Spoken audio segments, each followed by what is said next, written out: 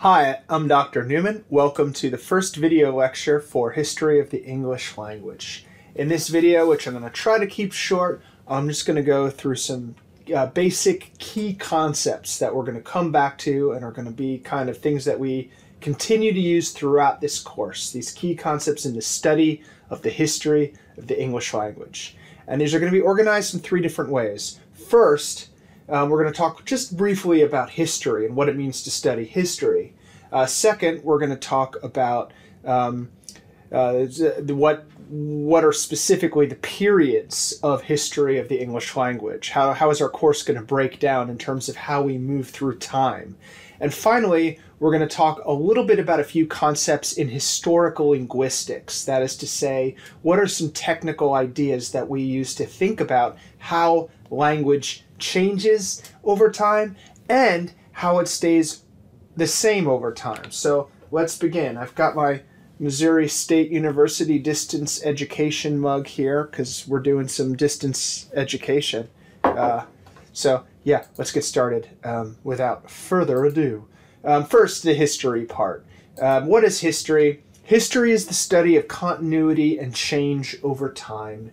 History is evidence-based. History is based on the records of things that we can prove. It is not speculative. People have done different things with history over time. History has meant different things, but we're using history in a very modern way of saying, well, what can we determine from the evidence that is left behind? And next week, we're going to talk more about the kind of evidence that we use in historical linguistics. But history is the study of continuity and change over time.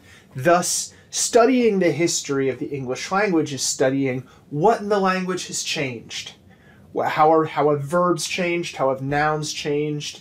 How has grammar changed? What has remained the same, though, right? History also studies continuity, right? Somebody who's looking at the history of the United States, for example, might look at what have been consistent patterns in party systems or in constitutional judgment or something like that. Same thing here. We're looking at what has remained in English over the many, many years that it has been spoken. And now I'm going to take this into a slightly technical direction and talk about two very important concepts in the study of linguistics, which is the evidence-based scientific study and theoretical study of language. And those two words are diachronic and synchronic. Diachronic means of, relating to, or studying the development of a phenomenon through time. That the dia in diachronic is from a Greek word meaning through. So like the diameter of a circle is a line that runs through the circle. Synchronic is concerned with events or phenomena at a particular period without considering historical antecedents. Antecedents are things that came before and led to what is now the case, or before the period that we're talking about. So a lot of theoretical linguistic study and grammatical study and grammatical analysis is synchronic. That is to say, you pick up a grammar of English and it gives you the system. This is what the verbs look like. This is what the nouns, how they work, pronouns. This is how the syntax, word order works. But it all imagines that you're just taking a snapshot of that language at a single moment in time. It doesn't admit of variation or change. It imagines it as a kind of idealized system outside of actual use, because people actually use language in time, and language changes over time. We'll have plenty of examples of that. So we are studying language mostly diachronically in this class. We're interested in change, but we are going to do a bit of synchronic study. For example, when we look at Middle English, we're going to think about Middle English as if it were a single, consistent pattern, even though Middle English changed a huge amount between 1100 or 1500 or so. We'll talk a little bit about those changes, but we'll also look at the commonalities during that time period. So we're going to combine diachronic across time and synchronic snapshot of a single moment in time in this course. Next, let's talk about the English part. What is this English that we're looking at? Well, we speak English. I speak English. Some of you might be a second language English learners. Some of you are are what are called native speakers, or L1 speakers, as they call it in linguistics. England, of course, is a part of the island of Britain that was a long time ago inhabited by a tribe of Germanic people called the Angles, and so it became England, England, and that's where we get the name English from. More about this in a couple weeks. Let's talk about the periods of English, because this is kind of roughly the organization of our course, hey? First, we're going to talk this week and next week about some basic tools for language study, including some of the concepts I'm going over this week, and also some ways of talking about the sounds of language. We're going to look at phonology next week, and some ways that we use to describe sound and sound change, because the English language is fundamentally made of sound. Most human languages are. There are some exceptions to this, like American Sign Language, but language is mostly sound-based, and so phonology is a way of analyzing, describing, and categorizing the sounds of human language. When we actually get into the history, I think in the second or third week, I'm not sure, we're going to start way before English. We're going to go back to the ancestors of English, just like in a paleoanthropology course. You're going to go way back before the emergence of Homo sapiens to the emergence of vertebrates and mammals, and then you're going to get to Australopithecus or something like that, and finally you'll get up to anatomically modern humans. In the same way, we're going to go way back before English to the prehistory of English, to the emergence about 5,000 years ago of the earliest reconstructible ancestor of English, that is Proto-Indo-European, and then came Proto-Germanic, one of the branches off of Indo-European. Again, we'll get more into detail later. Then around 500 in the Common Era, or AD, we get into the Old English period. That is, sort of roughly speaking, and very simply put, Viking times. This is when the Germanic people who spoke this early version of English converted mostly from the worship of their ancestors, Thor and Odin and all that stuff, to Christianity, and with Christianity come written records. And with written records comes a far more detailed historical record of the languages than we ever had before. Around 1100, a whole bunch of French-speaking people conquer England, and we get a big dump of French words into English, and we have a whole bunch of different changes in English. And this period lasts from roughly 1100 to 1500 CE. This is the Middle English period. This is, and again, well, I'll get more into detail later, but this is the poets Geoffrey Chaucer, for example, and mystical writers like Julian of Norwich and Marjorie Kemp wrote during this period. The first time the Bible was translated completely from Latin into English was during this period. But Bible translation would kick off a lot more strongly in the early modern English period, which goes roughly from 1500 to 1700. This is when England becomes a nation state and even begins to be an empire. This is when England starts to spread, English spreads to North America and other places. And it becomes much more similar to the language that we recognize as English. This is the early modern English is the language of Shakespeare and the King James Bible. Then we get, after 1700, we move into modern English, where the grammar is fully identical, basically, to how we speak English, but there are changes still that are going to happen between 1700 to the present day. And then at the very end of the course, we're going to talk about present-day English, and we're going to talk about different varieties of English, like Indian English and Nigerian English and Scots and African-American vernacular English, all of which are part of the language's history and global presence. So this is a very rough overview of the units of our course. One more thing I want to talk about, okay?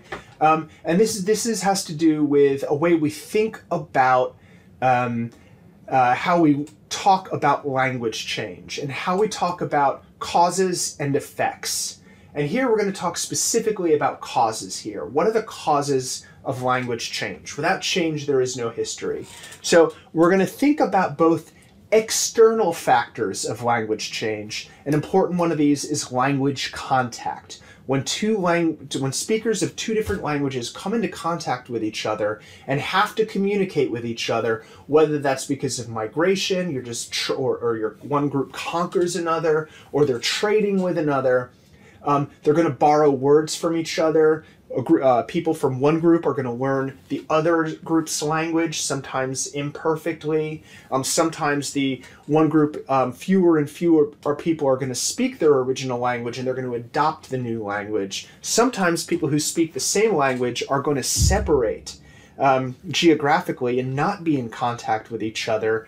And over time, their language is going to change apart from each other. This is why, for example, British English is different from North American English, and why Southern English in the U.S. is different from Northern U.S. English. And sometimes people will come back into contact with each other, and their language will grow more in common with each other. For example, I know my grandparents have a much more strongly accented English than I do. And this is a very value-laden thing to say what is accented and what isn't. I speak, kind of more or less a standard North American mass media English, as do many people my age and younger. My parents spoke with a very strong New York accent. Maybe your grandparents speak with a strong upper Midwestern accent, or they don't speak English at all, or they speak with a very strong Ozarks accent. But we probably speak more like each other than we do with our grandparents. And this is an example of linguistic convergence. And these are all caused by external factors. Last slide, we're going to talk about internal factors. And this is a little bit more technical. Language drifts on its own. It has its own pressures of change apart from external factors, contact, trade, conquest. There are things that are within the system of the language itself that will cause changes. These are ease of articulation, or some of these are. There are more, but these are the main ones. Ease of articulation, ease of communication, stress shifts, chain shifts, analogy, and regularization.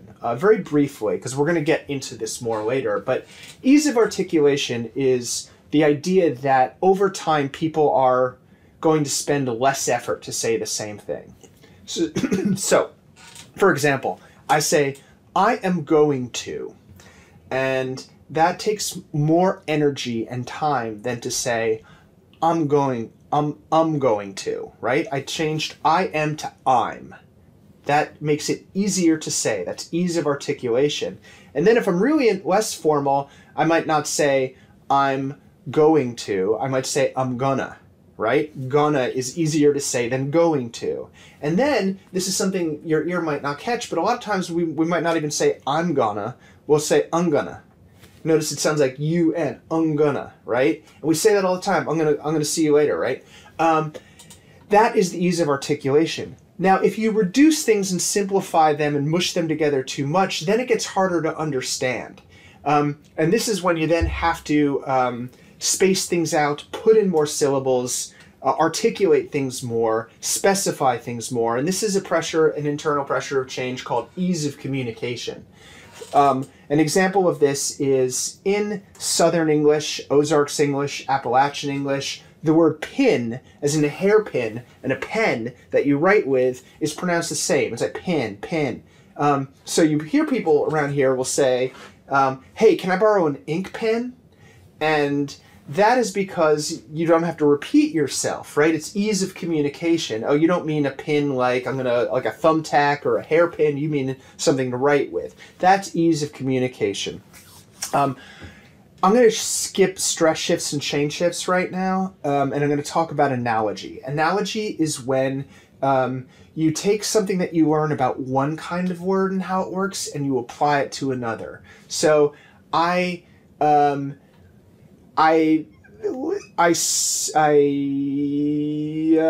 breathe. I breathe. That's a verb. I breathe. Past tense. I breathed. Right? I add that "duh" ending to it, and that indicates that it's past. And that's a general rule for forming new verbs in English. Like I email, I emailed. I text, I texted. We add that little D at the end. I write, I righted. Wait, no, stop the record. That's wrong. Why is that wrong? Well, we'll learn about strong verbs and weak verbs later on, but you know it's wrong because somebody told you it was wrong when you were like 5 years old, and you're like, okay, so that verb's different. But over time, there tends to be this process of analogy. If it works like this here, it's going to work like that there too. So let's regularize it. That will put pressure on the language. Now, rules, the kind of rules that I just told you, nope, it's not right, it's wrote. Right, wrote, written, not right, righted, righted. Those are prescriptive rules. That's when we think of grammar, that's what we usually think of. What's right, what's wrong. And those were written in English. We're going to learn about this weeks down the road. Those were written mostly in the 1700s. Most of our modern English grammar was written in the 1700s. That's when they made rules for English. And that really froze the language in a lot of ways. This is why modern English is from the 1700s on, because prescriptive rules will stop the internally motivated changes in the language. So that's it for this video. It ended up going a little longer than I thought it would, but so be it. Next up for this week, I'm going to talk just a little bit more about the periods of English in greater detail, and I'm going to talk about classification and characterization of the English language from a linguistic perspective. Thank you so much for joining me. Please let me know if you have any questions about any of this content, and I look forward to getting to the discussion board and working with you on this great material. Until next time.